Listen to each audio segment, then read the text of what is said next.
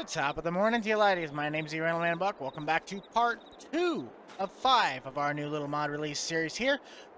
The next one in our lineup being the 2002 Chevy Avalanche. To note, no, these are not all going to be a week and a half apart. I got back behind on scheduling and it's kind of a mess, but long story short, let's get right into this. The link to this can be found in the description down below. This will be on Mod Network, as all of my mods usually have been now.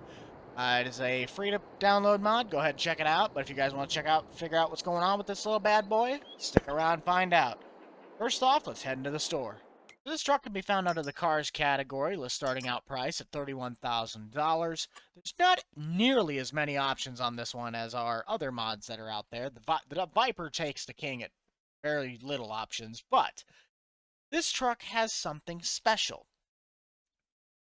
So going off of the first part here, we'll just kind of go down top to bottom. You can put mud flaps on the truck. I personally prefer when you put all of them on there because it just completes it. It looks amazing. You can also have this top cover taken off for when you have a gooseneck, a fifth wheel, because I did put that in there. Now the bed is smaller on these Avalanches because it did have toolboxes on the side here, but I don't have those working.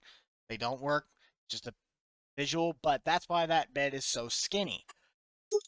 When you put the cover back on, I mean, if you go to the attachers, you can see it. I have my regular hitch set up, the gooseneck, fifth wheel, 2-inch drop. I mean, it's the package I put on all of the trucks that I do. So nothing really new special there, but that cover installed, removed doesn't necessarily matter. With our steps here, this is just a regular side step, which, like I said, if you put that on there, it just completes the look. Now, the key thing about this truck is that it comes in technically 4 variants, but it comes in 2 variants 2 times. You have a 1500 and a 2500 variant of this truck, as well as a 2- and 4-wheel drive. Which the drivetrain decals we can see on the next one here comes in white and black, depending on your color. If you have a 2-wheel drive truck, it comes in a Z66 package, but if you opt for a 4-wheel drive, it switches to 4-wheel drive, and if you have the 4-wheel drive selected, you can also opt for a Z71 badge. So that's just kind of a little bit of visuals on how you can deal with your badges, but if it's 2-wheel drive, like it states, it only works for the 4-wheel drive. As you guys can also see with the wheel setups there is the 16-inch heavy-duty 2500 rims. Once you bump it up to the 4-wheel drive versions, it just adds 4-wheel drive, front power to the front wheels. And if you have a 2500 rims, this adds the heavy-duty suspension. So this is a slightly heavier duty. You can tow a bit more with these. It's stiffer, but the truck does have a very squishy suspension. It's a very, very good driver. I have put lots of time and effort into finding out how to make the best suspensions for these things. Comes with a 4-speed automatic transmission, so you guys don't have to worry about shifting.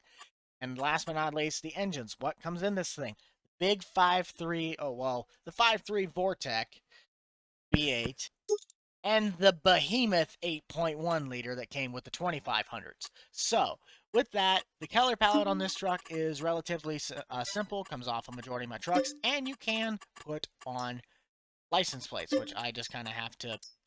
boom, there you go. You can put license plates on the truck. Let's get to what also makes this truck so special. So the one we have currently right here is a Z71 4-wheel drive 1500 variant. So this is obviously not going to be your towing master with the 1500 suspension. It still can tow, but not as much as that 2500. This is a great road cruiser, like I said. If you have the truck just cruising down the road, you're not going to have to be worrying about bobbing all over the place. It's just sturdy enough to get yourself around, but not so complexly stiff that you can't control the thing because you hit a bump and it sends you into the stratosphere. When you pop inside the truck, you have fully working gauges, steering wheel, as well as an odometer and a clock, so you got to make sure you keep track of your time and hours. But when we look inside, the truck's got a full interior, as well as back seats. Now, when we look at this, what's one thing the Avalanches have besides a skinny bed? Well, when you press your cover button, you have the actual working midgate. So this is a feature that I actually worked out for hours. I mean, the inside of the truck, the back window scoots forward, which drops down, the front seats fold, and in turn, you get a fully functioning 8-foot box. Now, if you have the tailgate down, you can literally haul a very long piece of equipment or just fun stuff. I mean, I put a dirt bike in the back after this truck for some stuff, and it's pretty fun. It holds it just fine. I mean, it does have straps, and if you do take that cover, we'll just close that here. That strap actually does go towards the back. So if you have a vehicle in here, that strap on the front can wrap all the way around the back of something. But if we fold this up here, I'll give you guys a little bit of a towing test with the 1500 to show you what I mean by this truck hauls trailers very, very nicely. The truck does have a lighter duty suspension, but that's not going to take away from it. As it does squat, we'll just kind of take it down the road.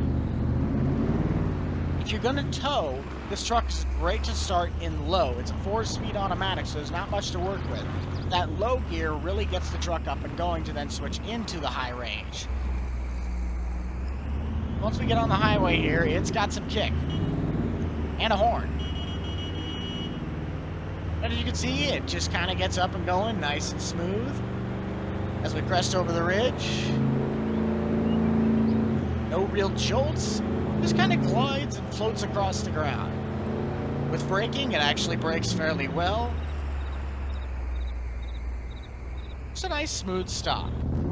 I really have this truck mainly just for the fact that it's a practical truck. You can use it for almost anything you want. You can use it for farm use, residential, or all the above. And I do have that purposely loaded towards the front just to show the amount of squat. Now the 2500 will obviously not squat nearly as much, but you can use this truck to your heart's content. So with that being said, be sure to check out the link for this and the download in the description down below. If you guys haven't already, be sure to check out the Boomstick Club for all the up-to-date content from me and the gang. You guys already know who is in it. And I know this is a lot shorter of a video, but there's just not as much on this truck compared to the rest of the mods. But with that being said, guys, thank you all so much for checking this one out. Be sure to smash that like button, subscribe down below. And I shall see you guys all in the next one. This is the Rental Man out.